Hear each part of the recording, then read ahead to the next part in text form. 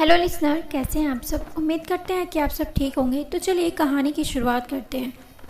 Doctor ने अनिरुद्ध की stitches कर उसकी बैंडेज कर दी और अनिरुद्ध को देखते हुए कहा, मिस्टर ओबरॉय, अब आप प्लीज़ बी केयरफुल, क्योंकि अगर इसके बाद स्टिचेस खुले तो हमें बहुत प्रॉब्लम हो जाएगी। अनिरुद्ध ने डॉक्टर को देखते हुए कहा, सॉरी डॉक्टर, अब ऐसा कुछ नहीं होगा। डॉक्टर ने अनाया को देखते हुए कहा, थैंक्स मिसेस ओबरॉय, आपकी हॉबी सरप्राइजिंग है। Well done. आप एक डॉक्टर को बेहतरीन असिस्ट कर सकते हैं। अगर आपको प्रॉब्लम ना हो तो क्या आप हमें असिस्ट करेंगे हमारे आगे के केस में। अनाया ने जैसे ही सुना उसने कहा, थैंक्स डॉक्टर, हमने कहा ना ये बस हमारी हॉबीज़ में से एक था, हमें अब इसमें कोई इंटरेस्ट नहीं है। Sorry for disappointing you. Doctor ने अनाया को देखते हुए कहा, it's okay, no problem, and take care both of you. हम आपके डैड से मिलने जा रहे हैं, वो कब से हमारे कैबिन में हमारा वेट कर रहे हैं। डॉक्टर ने जैसे ही कहा, अनिरुद्ध ने कहा, डॉक्टर आपने अभी क्या कहा, डैड? अनिरुद्ध ने सवाल भरी नज़रों से कहा, अनाया के डैड? डॉक्टर ने अनिरुद्ध की तरफ देखते हुए कहा, नो अनिरुद्ध, आपके डैड तेज सिंह ओबरॉय अभी यहाँ आए थे। मे भी आप उस वक्त होश में नहीं थे। डॉक्टर इतना कह रूम से चले गए। अनिरुद्ध की आंखें गुस्से से लाल हो गई। अनिरुद्ध ने गुस्से में बेड के साइड लगी टेबल पर मेडिसिन और सीजर्स की ट्रे को गुस्से में अपने हाथों से मार गिरा दिया। अनिरुद्ध गुस्से में जैसे पागल सा हो गया था। वो बेड से उठा और रूम में लगी वेंटिलेटर को एक किक किया। रूम में सभी चीज़ें उठा के तोड़ने लगा। अनाया भाग के उसके पास आई और उसे पकड़ते हुए कहा, अनिरुद्ध क्या कर रहे हैं आप, आपकी स्टिचेस खुल जाएगी। अनिरुद्ध ने गुस्से में अनाया के बाजू को पकड़ उसे अपने करीब किया और उसकी आंखों में देखते हुए कहा, तुम्हें पता था कि तेज सिंह ओबरॉय यहाँ आए थे? अनाया खामोशी से बस अनिरुद्ध की आंखों में देख रही थी। इस वक्त अनिरुद्ध से कुछ भी कहना ठीक नहीं था। अनिरुद्ध की आंखों में एक ज्वालामुखी जल रही थी। अनाया को इस तरह खामोश देख अनिरुद्ध ने चीखते हुए कहा, जान, हमने आपसे कुछ पूछा है, हमें जवाब दीजिए, बोलिए। लेकिन अनाया चुप थी। अनिरुद्ध ने गुस्से में अनाया को एक झटके में छोड़ दिया और अपने हाथों को पंच बना दीवार पर हिट करने लगा। अनाया ने उसके हाथों को पकड़ उसे रोकते हुए कहा, अनिरुद्ध स्टॉप। लेकिन अनिरुद्ध के ऊपर जैसे खून सवार था। उसने अनाया को देखते हुए कहा, मेरे सवालों का जवाब दो, तुम्हें पता था कि तेज सिंह ओबरॉय यहाँ आए हैं, हाँ या ना? अनाया ने गुस्से में चिल्लाते हुए कहा, हाँ जानती हूँ मैं, वो आपके साथ थे, आपके पास बैठे थे, अभी आपके होश आने के बाद यहाँ से गए हैं। अनिरुद्ध ने जैसे ये सुना उसने चीखते हुए कहा, क्यों क्यों क्यों, पहले आपने क्यों नहीं बताया? अनाया फिर खामोश हो गई। उसका इस तरह खामोश होना अनिरुद्ध के गुस्से को और बढ़ा रहा था। अनिरुद्ध ने अनाया को हाथ पकड़ उसे मरोड़ उसके बैक से लगाते हुए अनाया को दीवार से सटा उसकी आंखों में देखते हुए कहा, तुम जानती हो मैं उस इंसान से कितनी नफरत करता हूँ, फिर भी तुमने उस इंसान को मेरे पास रहने दिया और मुझे बताना ज़रूरी नहीं समझा, क्यों? अनिरुद्ध ने अनाया के हाथों को इतना कस के पकड़ रखा था कि अनाया को दर्द हो रहा था। दर्द से अनाया की आंखों से आंसू आ गए। अनाया ने आंसुओं भरी आंखों से अनिरुद्ध को देखते हुए कहा, जान, हमें दर्द हो रहा है। अनिरुद्ध ने जैसे ही सुना उसने एक झटके में अनाया को छोड़ दिया और अपने दोनों हाथों को दीवार पर रख दिया और अनाया की आंखों में देखते हुए कहा, तुम अच्छे से जानती हो मुझे झूठ से नफरत है। अनाया ने लंबी सांस लेते हुए अनिरुद्ध की आंखों में देखते हुए कहा, झूठ? हमने झूठ बोला है? कब? हाँ बताइए ना, कब? हमने आपसे कुछ कहा ही नहीं। आपको अच्छा लगे या बुरा, आप मुझसे नफरत करें या कुछ और, लेकिन आपके कुछ भी करने से आप दोनों का रिश्ता नहीं बदल जाएगा। ये सच नहीं बदलेगा कि आप तेज सिंह ओबरॉय के बड़े बेटे हैं। अनिरुद्ध ने चीखते हुए कहा, चुप, बस। अनाया ने भी उसी तरह अनिरुद्ध की आंखों में देखते हुए कहा, बस आप कीजिए। क्यों क्यों इतना गुस्सा? आपकी गुस्सा करने से कुछ बदल नहीं जाएगा। और मैं कब आपको बताती, आप अपने आप से पूछिए, मैं आपको कब बताती? हमने बात कब की है? आपको होश आया उसके बाद कब बताती? लेकिन आपको ये सब समझ कहाँ आएगा? आपके लिए आपका गुस्सा, आपका ईगो इम्पॉर्टेंट है। आपको बस गुस्सा इस बात का है कि आप जिससे नफरत करते हैं वो इंसान आया और अपने उसे देखा नहीं। आपने अपनी नफरत, अपना गुस्सा उसे नहीं दिखाया। आपको गुस्सा इस बात का है, आप कहते हैं आप मुझसे प्यार करते हैं, लेकिन आपके आज इस गुस्से ने मुझे ये बता दिया कि आप अपने गुस्से से अपना प्यार भी दांव पर लगा सकते हैं। आप प्यार करते हैं ना मुझसे, बताइए। तो इस वक्त कहाँ गया वो प्यार, कहाँ गई वो परवाह, बताइए ना। अनाया ने रोते हुए कहा, एक तरफ आप हमें दुनिया के दर्द से बचा के रखना चाहते हैं और दूसरी तरफ आप हमें दर्द दे रहे हैं। कहाँ गया आपका प्यार जो आपके इस गुस्से पर हावी ना हो सका? आपने अपने गुस्से में ये भी नहीं देखा कि आपके सामने कौन है। अगर आपकी गुस्से की आग ऐसे ही रही तो वो सब कुछ जला के राख कर देगी। अनिरुद्ध ने अनाया को देखते हुए कहा, लीव मी अलोन। अनाया ने अनिरुद्ध को देखते हुए कहा, कहीं ऐसा ना हो कि आपका ये ईगो और गुस्सा आपको हमेशा के लिए अकेला ना कर दे। इतना कहे अनाया वहाँ से चली गई। अनिरुद्ध ने गुस्से में चीख रहा था। ओह! उस पूरे कमरे को अनिरुद्ध ने तबाह करके रख दिया। अनिरुद्ध की नज़र जैसे ही फ्लोर पर गई, फ्लोर को देख शॉक हो गया। फ्लोर पर खून थे, जिसे देख अनिरुद्ध शॉक हो गया क्योंकि वो खून फूट स्टेप बने हुए थे। अनिरुद्ध ने अपने गुस्से में ये नोटिस नहीं किया कि अनाया ने अपने पैरों में कुछ नहीं पहन रखा है और अनिरुद्ध ने उस रूम में सारी चीज़ें तोड़ दी थी, जिसकी वजह से ज़मीन पर कांच के टुकड़े और लोहे के टुकड़े बिखरे हुए थे जिस पर अनाया खड़ी थी। वो खून के फूट स्टेप किसी और के नहीं, अनाया के थे। अनिरुद्ध ने तुरंत रूम का डोर ओपन किया और जैसे ही रूम के बाहर उसे अनाया कहीं भी नहीं दिख रही थी। अनिरुद्ध ने अपने आप से कहा, क्यों किया मैंने ऐसा? मैं अपने गुस्से में ये क्यों भूल गया कि मैं उससे प्यार करता हूँ और उससे कैसे पता कि मैं तेज सिंह ओबरॉय से कितनी नफरत करता हूँ। अनिरुद्ध हॉस्पिटल में इधर उधर भाग रहा था, तभी वो किसी से टकरा गया। अनिरुद्ध ने बिना उस शख्स को देखे अनिरुद्ध ने कहा, सॉरी, वो मैं बहुत जल्दी में था। अनिरुद्ध जैसे ही आगे बढ़ा, उस शख्स ने उसका हाथ पकड़ लिया। अनिरुद्ध ने जैसे ही उस शख्स को अपनी नज़रें उठा के देखा, जो गुस्सा कुछ देर के लिए शांत हुआ था, वो किसी आग की तरह भड़क उठा। अनिरुद्ध ने उस शख्स को अपने हाथ झटकते हुए कहा, आपकी हिम्मत कैसे हुई हमें हाथ लगाने की, मिस्टर तेज सिंह ओबरॉय? तेज जी ने अनिरुद्ध का हाथ पकड़ उसे खींचते हुए डॉक्टर के कैबिन में ले गए और डॉक्टर से कहा, प्लीज़ हमें कुछ देर के लिए अकेला छोड़ सकते हैं? डॉक्टर अपनी चेयर से उठे और जाते हुए अनिरुद्ध और तेज जी को देखते हुए कहा, प्लीज़ इस बात का याद रखिएगा कि यह एक हॉस्पिटल है, ओबरॉय हाउस नहीं। इतना कह डॉक्टर वहाँ से चले गए। अनिरुद्ध ने गुस्से में चीखते हुए कहा, आप यहाँ क्या कर रहे हैं? आपकी हिम्मत भी कैसे हुई यहाँ आने की? तेज जी ने अनिरुद्ध के हाथ छोड़ दिया और कहा, आपको गोली लगी है, आपको अकेला कैसे छोड़ सकते हैं? अनिरुद्ध ने गुस्से में चीखते हुए कहा, कि नाटक क्यों कर रहे हैं आप? यहाँ कोई मीडिया नहीं है, ना ही कोई इंसान है जिसे दिखाने के लिए आप अच्छे बन रहे हैं, और आप छोड़ने की बात कर रहे हैं जो 10 साल पहले हमें छोड़ के भाग गया था।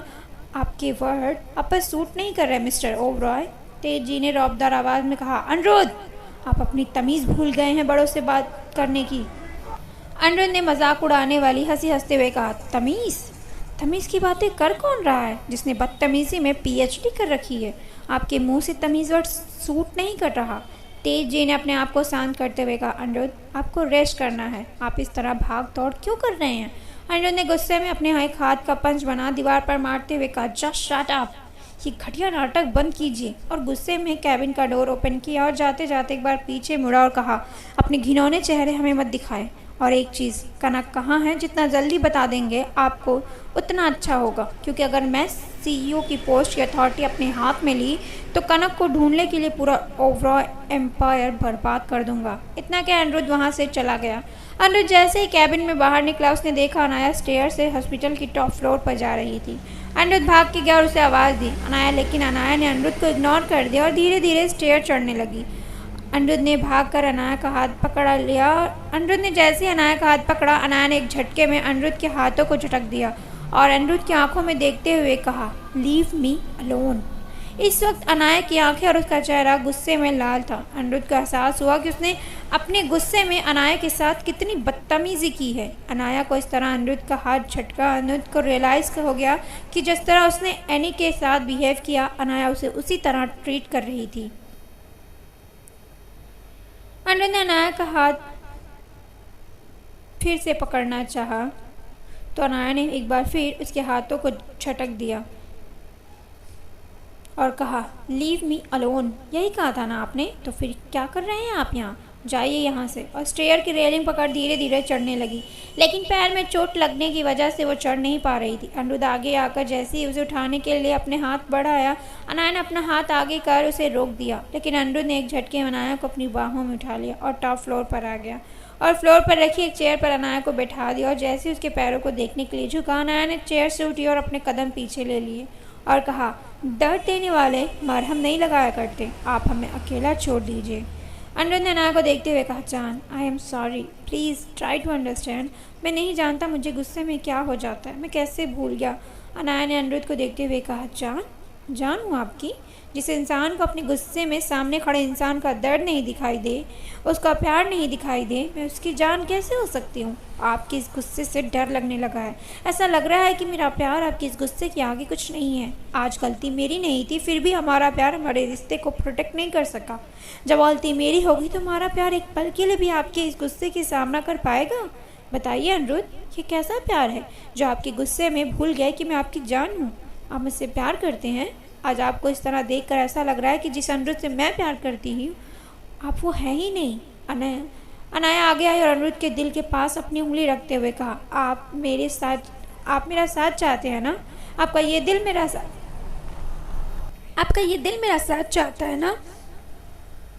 तो उस वक्त ये दिल कहाँ था जब आपने कहा लीव मी अलोन? बताइए ना। अनिरुद्ध की आंखों में आंसू था, उसके चेहरे पे गिल्ट साफ पता चल रहा था। अनिरुद्ध अपने घुटनों पे बैठ गया और अनाया की कमर पकड़ उसे लिपट गया और रोते हुए कहा, जान प्लीज़ मुझे माफ़ कर दो। मैं जानता हूँ मैंने आज जो किया बहुत गलत था, लेकिन मैं क्या करूँ? मैं अपने गुस्से पे कंट्रोल नहीं कर सकता। उस शख्स का नाम मेरे सारे दर्द को कुरेद देता है और मेरा दर्द मेरे गुस्से में बदल जाता है। Please try to understand. Anaya की आंखों से आंसू झड़ने की तरह गिर रहे थे। उसने अपने आंसुओं को पोंछते हुए अपने घुटनों पर बैठ गई और अपने हाथों में अनिरुद्ध के चेहरे को हाथों में लेते हुए कहा, मैं नहीं चाहती आप अपने इस गुस्से से अपना सब कुछ बर्बाद कर दें। अनिरुद्ध, क्या आप उन्हें माफ़ नहीं कर सकते? प्लीज़। अनाया ने जैसे ही कहा, अनिरुद्ध ने अपनी आंखें बंद कर ली और मुट्ठी कस ली। अनिरुद्ध ने अपने हाथों की मुट्ठी ऐसे कसी थी कि उसकी सारी नसें साफ दिख रही थी। वो अपने गुस्से पर कंट्रोल कर रहा था। अनाया ने जैसे ही देखा, वो एक झटके में उसके गले लग गई और अपने हाथों को से चारों तरफ लपेट लिया और कस के उसे पकड़ लिया और धीरे धीरे उसके कानों में कहा, प्लीज़ रिलैक्स। मैं मानती हूँ आपके लिए बहुत मुश्किल होगा, बट आप कोशिश तो कर सकते हैं। अनिरुद्ध अब भी मुट्ठी बंधे हुए अपनी आंखें बंद कर रखा था और गुस्से में चीखते हुए कहा, नहीं कर सकता। मैं अपनी माँ के कातिल को माफ़ नहीं कर सकता। अनाया जैसे ही सुना, उसके हाथ ढीले हो गए। वो अनिरुद्ध से दूर हुई और अनिरुद्ध के सामने उसे सवालिया नज़रों से देखने लगी। अनिरुद्ध ने रोते हुए कहा, हाँ, मेरी माँ के कातिल, मेरे बचपन के कातिल है वो, मेरा सब कुछ छीनने वाले तेज सिंह ओबरॉय। नफरत करता हूँ मैं उनसे, इतनी नफरत कि मैं मर भी जाऊँ तो भी उन्हें माफ़ नहीं करूँगा। अनाया बस चुपचाप अनिरुद्ध को देख रही थी। अनाया ने अनिरुद्ध को देखते हुए कहा, आई एम सॉरी, मैं आपको फोर्स कर रही थी, बिना कुछ जाने आपको गलत समझ बैठी। आई एम सॉरी। और अनिरुद्ध के सीने से लग गई। अमय का विंसन। दिया बेड पर बैठी थी और अमय ने दिया की गोद में अपना सर रखे हुए सोया हुआ था। दिया ने कहा, Amay I love you. Amay ने उसके हाथों को किस करते हुए कहा, I love you too angel. Diya Amay के बालों में अपने हाथों को फेर रही थी, जिससे अमय जल्द ही सो गया। अमय को सोता देख दिया ने अमय के फॉरहेड पर किस किया और अपने सर को पीछे टिका वो भी सो गई। हॉस्पिटल। रात के 3 बज चुके थे, लेकिन अनिरुद्ध और अनाया एक दूसरे की बाहों में खोए हुए थे। अनाया को याद आया कि अनिरुद्ध उसे अपनी बाहों में लेकर ऊपर आया था और उसे बुलेट लगी हुई थी। अनाया अनिरुद्ध से दूर हुई और कहा, आपकी चोट? अनिरुद्ध ने अनाया को देखते हुए कहा, ठीक है, इस बार डॉक्टर ने डबल बैंडेज की है।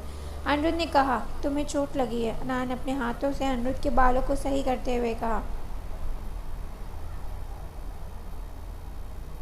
ठीक है, चलें।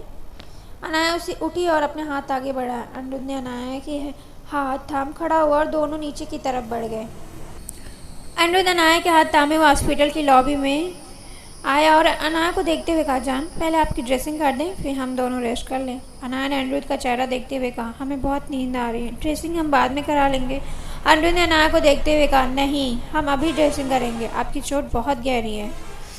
और अनिरुद्ध ने आवाज़ दी, डॉक्टर। तभी एक नर्स आई और अनिरुद्ध को देखते हुए कहा, सर प्लीज़ चिल्लाइए मत, पेशेंट अभी सो रहे हैं। अनिरुद्ध ने नर्स को देखते हुए कहा, इनके पैर में चोट लगी है, आप पहले ड्रेसिंग कीजिए। नर्स ने अपनी नज़र नीचे करके देखा तो अनाया के पैरों पर खून सूख गए थे। नर्स ने कहा, मैम आप मेरे साथ आइए, और एक रूम में गई। नर्स ने अनाया के बेड पर बैठने का इशारा किया। अनाया चुपचाप बेड पर बैठ गई। नर्स ने कॉटन में दवा लगाया और अनाया के पास आते हुए कहा, थोड़ा जलेगा। अनाया ने दर्द से अपनी आंखें बंद कर दी। अनिरुद्ध ने अनाया के हाथों पर अपने हाथों में ले रखा था। नर्स ने बैंडेज करते हुए कहा, मैम चोट काफ़ी गहरी है, आपको रेस्ट करना चाहिए। इतना कह नर्स उस रूम से बाहर चली गई। अनाया ने अनिरुद्ध को देखते हुए कहा, हम ठीक हैं, आप रेस्ट कीजिए। अनिरुद्ध ने अनाया को बेड पर सुलाया और अनाया को देखते हुए कहा, क्लोज योर आइज। लेकिन अनाया की नज़रें बस अनिरुद्ध पर थी। अनाया ने अनिरुद्ध का हाथ पकड़ा और इशारा किया। अनिरुद्ध अनाया इशारे को नहीं समझ पाया। अनिरुद्ध ने कहा, क्या हुआ, कुछ चाहिए? अनाया ने नाम में अपनी गर्दन हिला दी और अनिरुद्ध को देखते हुए बेड पर एक साइड हो गई और कहा, आप भी मेरे साथ रेस्ट करेंगे? अनिरुद्ध जैसे ही सुना वो भी अनाया की साइड में लेट गया। बेड छोटा होने की वजह से दोनों उस बेड पर अनकंफर्टेबल थे, लेकिन फिर भी अनाया अनिरुद्ध के करीब आए और अपने सिर को अनिरुद्ध के चेस्ट पर रख दिया और उसे अपने हाथों में पकड़ लिया। अनिरुद्ध ने भी अनाया को अपनी बॉडी से चिपका लिया। इस वक्त दोनों के बीच हवा पास होने की भी जगह नहीं थी। अनिरुद्ध ने अनाया के फॉरहेड पर किस किया और दोनों कुछ ही पल में नींद के आगोश में चले गए। अमय का पैलेस, सुबह 9 बजे। सुबह विंडो से आती धूप से अमय की आंखें खुल गई। अमय ने जैसे ही अपनी आंखें खोली, उसके सामने एक मासूम सा चेहरा था। उस चेहरे पर उसके बाल लटक रहे थे जो उसे बेहद खूबसूरत बना रहे थे। अमय ने देखा, दिया बैठे बैठे ही सो गई है। उसका एक हाथ बेड पर है और दूसरा हवा में नीचे लटक रहा है। अमय धीरे से दिया की गोद से उठा और दिया को धीरे से अपनी बाहों में लिया और बेड पर आराम से सुलाते हुए कहा, आपके चेहरे की मासूमियत हमें आपका दीवाना कर गई। अमय दिया के बेड पर सुला, उसके सर को नीचे पिलो लगा दिया और बेडशीट से ढक जैसे जाने को हुआ, दिया ने उसका हाथ पकड़ लिया और नींद में बड़बड़ाते हुए कहा, प्लीज़ हमें छोड़ के मत जाइए। सब हमें छोड़ के चले जाते हैं, हम अकेले अच्छा नहीं लगता। दिया नींद में बड़बड़ाए जा रही थी और उसकी आंखों के किनारे से आंसू निकल रहे थे। अमय ने अपना हाथ आगे कर दिया के आंसू को पोंछते हुए हल्का सा झुका और अपने होठों को दिया के फॉरहेड पर रख दिया और उसे बड़ी ही शिद्दत से चूम लिया। अमय बेड से उठा और विंडो के पास गया और उसे बंद कर क्लोजेट के पास चला गया। हॉस्पिटल रूम में अनाया ने जैसे अपनी आंखें खोली, उसकी आंखों के सामने एक बेहद हैंडसम सा चेहरा चमक रहा था। अनिरुद्ध गहरी नींद में था और उसके बाल बिखरे हुए जो उसके चेहरे पर आ रहे थे। अनाया बस अनिरुद्ध को ही देख रही थी। ऐसा लग रहा था कि आज वो अनिरुद्ध को आखिरी बार देख रही हो। इसके बाद अनिरुद्ध को कभी देख नहीं पाएगी। आगे ये कहानी क्या मोड़ लेगी, जानने के लिए सुनते रहिए 2 जिस्म एक जान। फिर मिलेंगे एक नए एपिसोड के साथ। तब तक के लिए बाय एंड टेक केयर।